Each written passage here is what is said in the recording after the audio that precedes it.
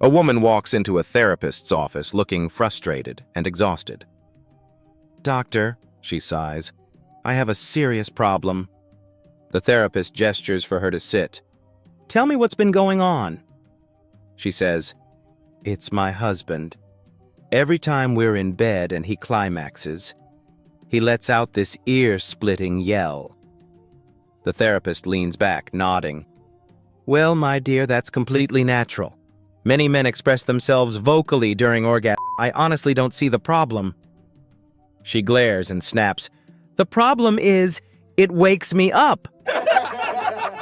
Mother, I just don't get it. You've been married for 3 years. 3. No children, not even a whisper of a grandbaby. I had such hopes of bouncing a little one on my knee by now. Daughter sighs. "I know, Mom. Billy really does try all the time. It's just..." She hesitates, glancing around, lowering her voice. "I have a lot of trouble swallowing." One day his dad gets a new job, so his family has to move to a new city. Johnny's daddy thinks, "I'll get a head start on Johnny's gambling."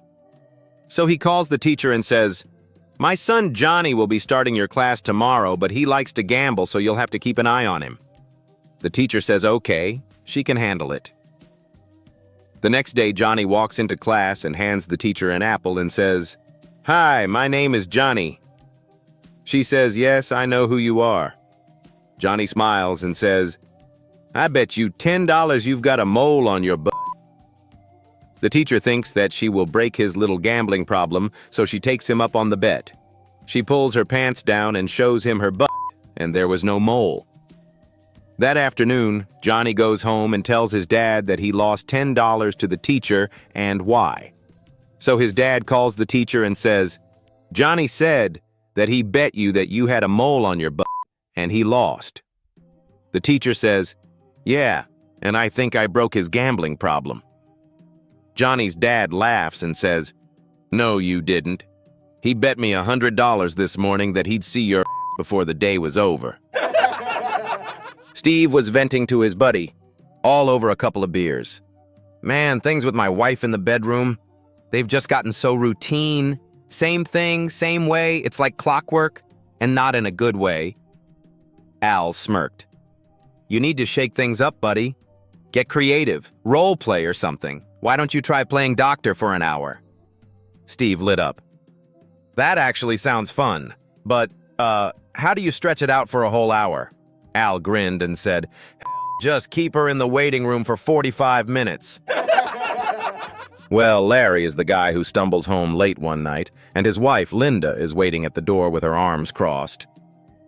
"Where have you been?" she demands. "Got myself a tattoo," Larry says, grinning. "A tattoo?" Linda squints. "What kind of tattoo?" $100 bill. Right on my... you know." Linda gasps. "What on earth possessed you to do that? Why would a CPA get a $100 bill tattooed there?"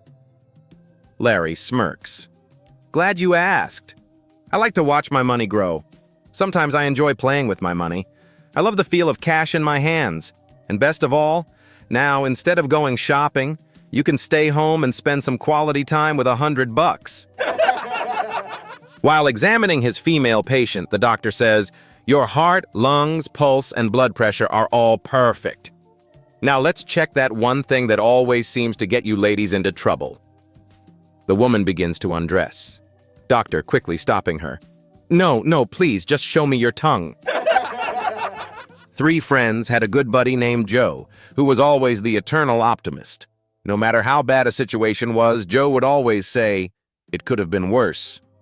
His friends couldn't stand that about him, so they decided to come up with a scenario so awful that even Joe wouldn't be able to find a silver lining. The next day, only 2 of Joe's friends showed up for their golf game. Joe asked, "Where's Gary?" One of his friends replied, "Haven't you heard? Yesterday, Gary found his wife in bed with another man. He shot them both and then turned the gun on himself." Joe thought for a moment and said, "Well, it could have been worse." The 2 friends stared at him in disbelief. "How in the world could it be worse? Your best friend just killed himself." Joe calmly replied, "If it had happened 2 days ago, I'd be dead now." A woman walks into Tiffanys and spots a stunning diamond bracelet. As she leans in for a closer look, she accidentally lets out a little fart. Mortified, she quickly glances around, praying no one noticed. But as she turns, her worst fear is confirmed. A handsome salesman is standing right behind her. With the grace and professionalism expected in a place like Tiffanys, he smiles and says, "Good day, madam. How may I assist you?" Flustered but determined to play it cool, she points to the bracelet and asks, how much is this piece?" The salesman grins and replies, "Madam, if you farted just looking at it, you're going to when you hear the price." The police dispatch picks up the phone and writes down the call for help. Police dispatcher.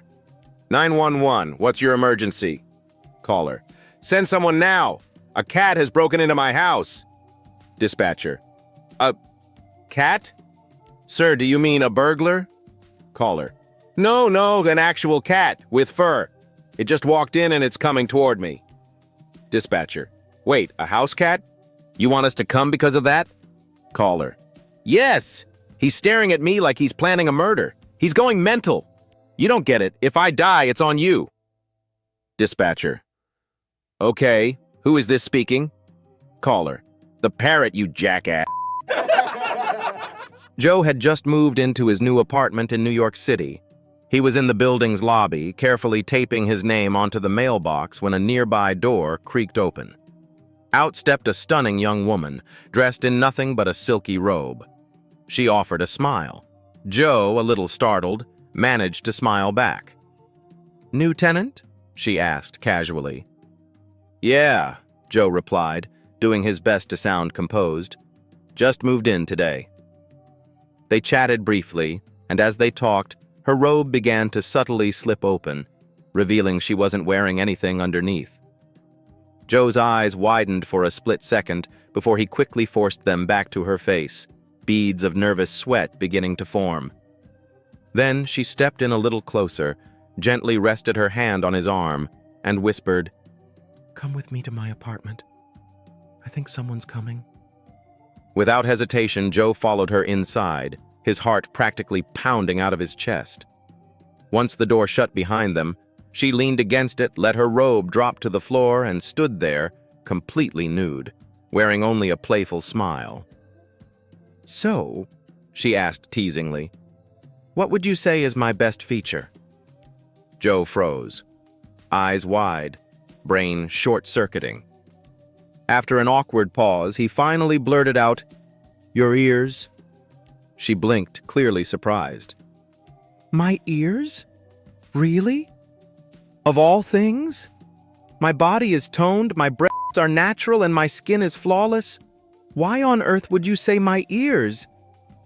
Joe turned beet red, cleared his throat, and muttered, "Because when you said you heard someone coming, that was me."